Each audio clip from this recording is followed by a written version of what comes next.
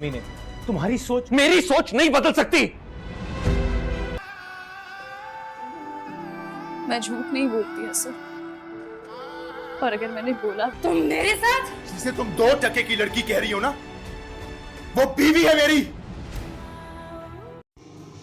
तकदीर के आने वाले एपिसोड में आप देखेंगे कि रूमी मार्केट होती है तो वहाँ पर असद भी माही के कहने पर चला जाता है, और जहाँ वहाँ जाकर देखता है तो साथ भी वहीं होता है। तो असद समझता है कि साथ रूमी असद साथ के साथ आई है, लेकिन साथ कहता है कि मैं इसको बाय चांस मिला था। तो असद गुस्सा करता है कि मुझे हैरत है कि तुम्हारे चेहरे पर ज़रा कोई शर्मिंदगी हो।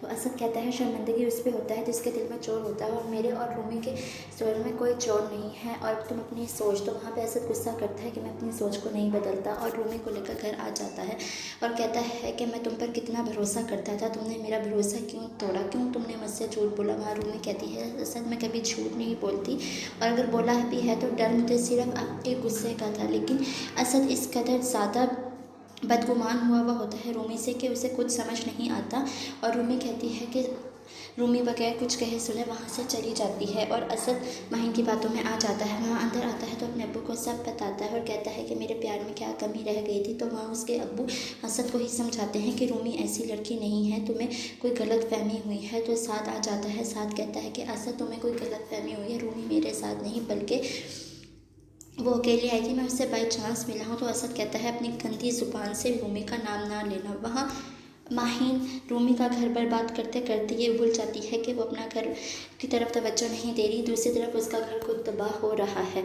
उसकी माँ कहती है कि अगर रूमी चली गई है ना अपने घर, तो अब उसे वापस ना लाना और उसके घर उसका तलाकनामा भिजवा दो, क्योंकि उसकी सास भी उसे पसंद नहीं करती। वहाँ वो घर जाती है लेकिन अपनी माँ को कुछ नहीं बताती, कहती है कि मैं वैसे ही आई हूँ।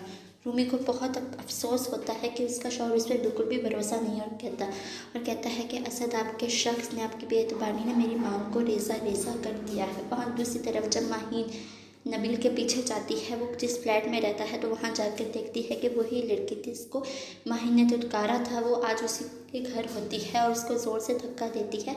तो नबील कहता है कि जिसे तुम 2 टके की औरत कह रही हो ना, और जिसको तुमने धक्का दिया है, ये 2 टके की नहीं बल्कि मेरी बीवी है। ये बात सुनकर माहिन हैरान रह जाती है और उसके पास कोई अल्फाज नहीं होते, बल्कि वो नबील पे ही गुस्सा करती है कि तुमने ऐसा मेरे साथ क्यों किया।